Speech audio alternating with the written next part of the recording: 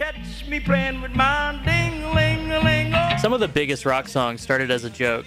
They were written as pranks, accidents, or late-night studio laughs somehow escaped their own punchlines. What was never meant to be serious ended up on the radio, at number one, and stuck in everyone's head for decades. These are 10 songs that began as something unserious and somehow became global hits. When I was a little bitty boy, my grandmother bought me a cute little toy. Chuck Berry accidentally scored his biggest hit by telling a dirty joke on stage. My Ding-A-Ling wasn't written as a serious song at all. It was an old novelty tune Berry used as a live sing-along, built entirely on childish innuendo and crowd participation. The famous version was recorded live in 1972 in England. Berry lets the audience do half the work, shouting the punchlines while he grins and conducts the chaos. Catch me playing with my ding-a-ling-a-ling. He never planned to record it, and definitely never expected it to matter. Then it exploded. My Ding-A-Ling went to number one on the Billboard Hot 100, becoming the only chart topper of Berry's career. Not Johnny B. Good, not Roll Over Beethoven. The joke beat the classics. Radio stations squirmed. Critics groaned. Berry shrugged. The architect of rock and roll watched his legacy moment come from a chant. History laughed, clapped along, and made the punchline impossible to forget. Slow down, I want you to play. Everybody, with my. I met a clever woman. She took my heart away. You Ain't Seen Nothing Yet. Started as a joke meant for one person, not the world. Randy Bachman recorded the stuttering vocal as a private gag for his brother Gary, exaggerating it just to make him laugh. The band never planned to release it. Bachman didn't even want it on the album. It was supposed to stay a demo, a throwaway joke buried on tape. Mercury Records heard it and ignored the band's objections. They pushed it as a single. The joke exploded.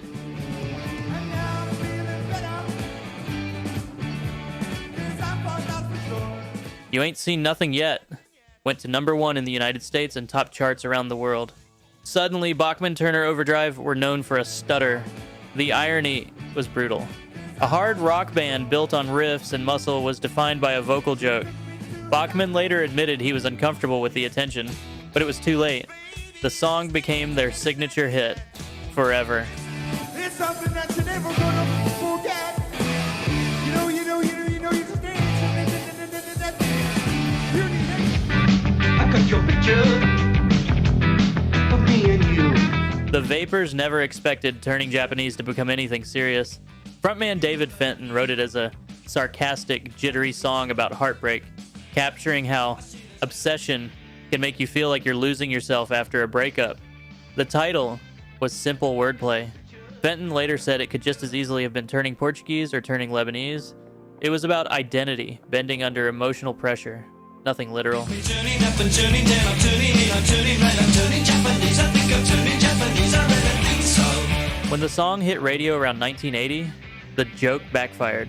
Rumors spread that it was a euphemism for self-pleasure, and listeners latched onto meanings the band never intended. Fenton denied it repeatedly, but the misunderstanding only made the song bigger. It climbed to number 3 in the UK, hit number 1 in Australia, and charted across North America.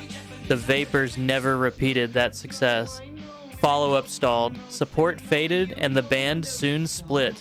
Yet decades later, the title still raises eyebrows, proving a misread joke can outlive its creators.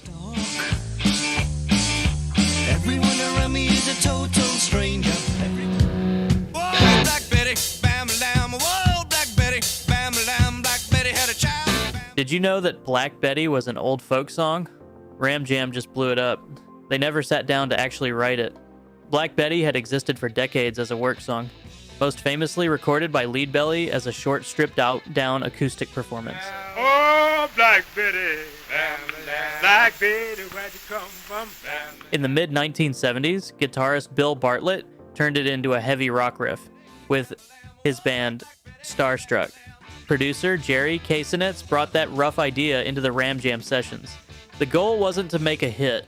It was to bash out something loud, distorted, and repetitive, just to see what happened. Even the band thought it was too raw and too weird for radio. That roughness became the hook. The pounding rhythm didn't sound like anything else on the air, and listeners immediately latched onto it. Black Betty crashed into the US top 20 almost by accident. They never matched that success again. What started as a joke ended up defining them forever. Bam-a-lam, whoa, Black Betty. Bam-a-lam, whoa, Black Betty. Bam-a-lam. Met her in a club down in Old Soho, where you drink champagne and it tastes just like cherry cola. When the Kinks released Lola, radio stations immediately panicked. It told the story of a young man falling for someone who wasn't quite what she seemed. That alone felt dangerous, provocative, and way too bold for 1970.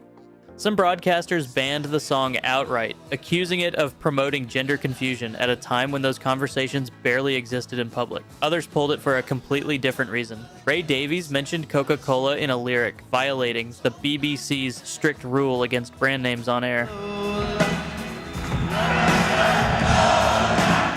To save the song, Davies flew back into the studio and re-recorded the line, swapping Coke for Cherry Cola, just to get it played.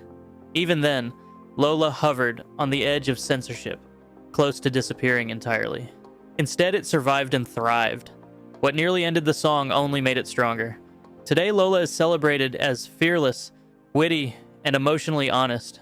A pop song that challenged boundaries years before the culture caught up.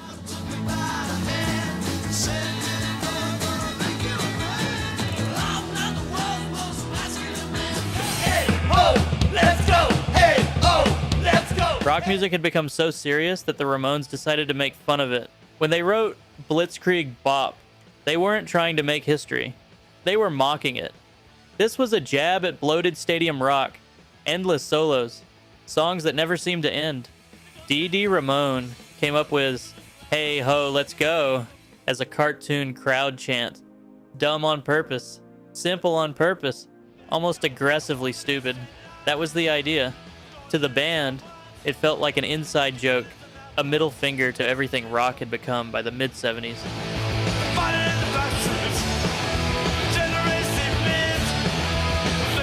When the song landed on their 1976 debut, nothing exploded. No charts shattered, no instant glory. But in sweaty clubs packed with kids exhausted by 10-minute guitar ego trips that hit hard, that sarcastic chant spread fast. The joke escaped the room. Soon it was shouted back by crowds everywhere. Even in the arenas they were mocking. Today it's punk in 3 words.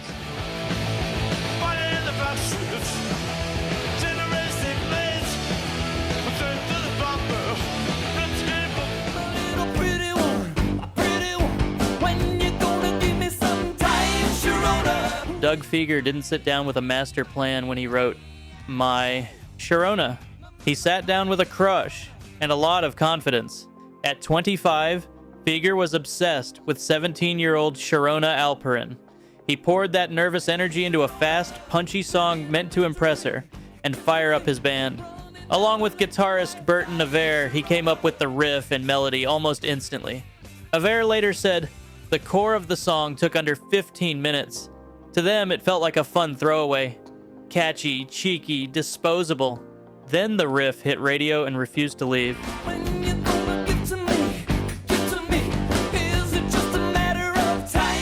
My Sharona shot to number 1 on the Billboard Hot 100 and stayed there for 6 weeks, becoming Capitol Records' biggest single since I Want to Hold Your Hand. The band assumed it was bubblegum, a summer fling the world would forget. Instead, it became a defining late 70s rock anthem.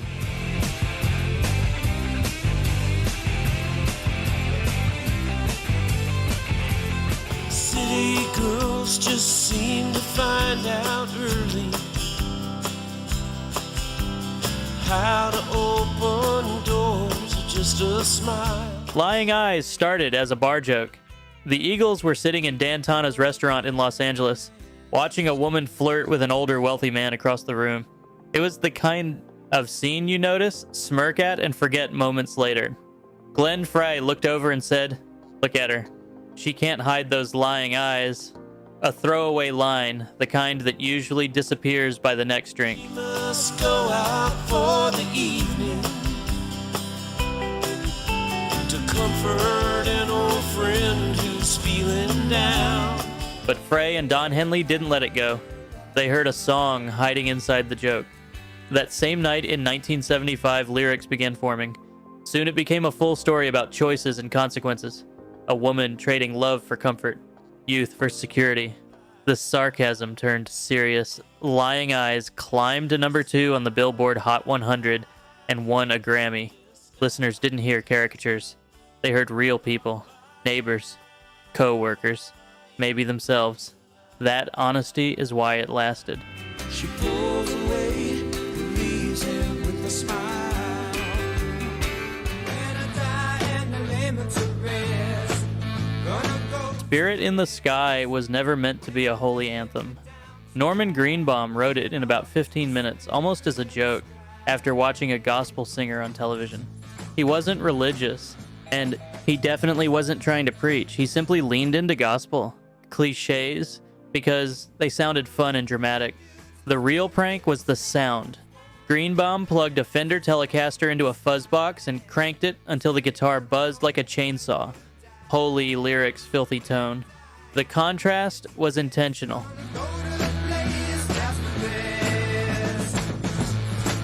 The irony went further.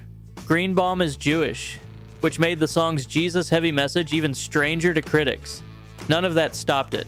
Spirit in the Sky shot to number 1 across the world and became one of the most recognizable intros in rock history. Greenbaum never repeated the success. Instead, the song lived on through movies, commercials, and replays. A pastiche turned into classic.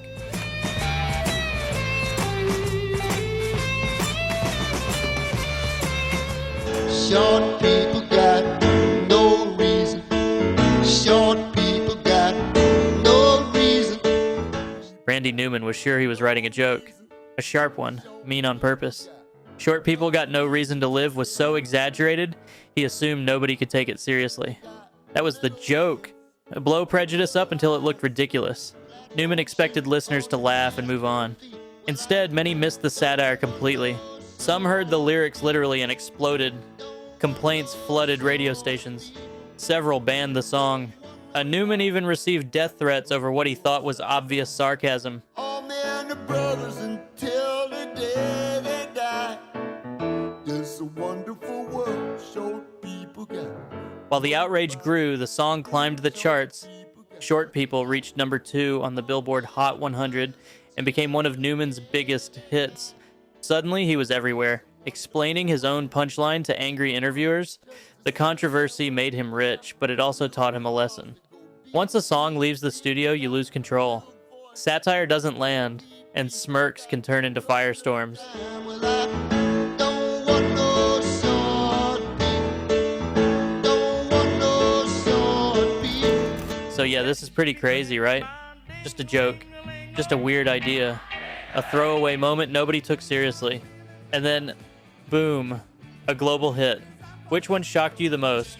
And which joke song did I miss? Drop it in the comments. I'm genuinely curious what you'd add to this list.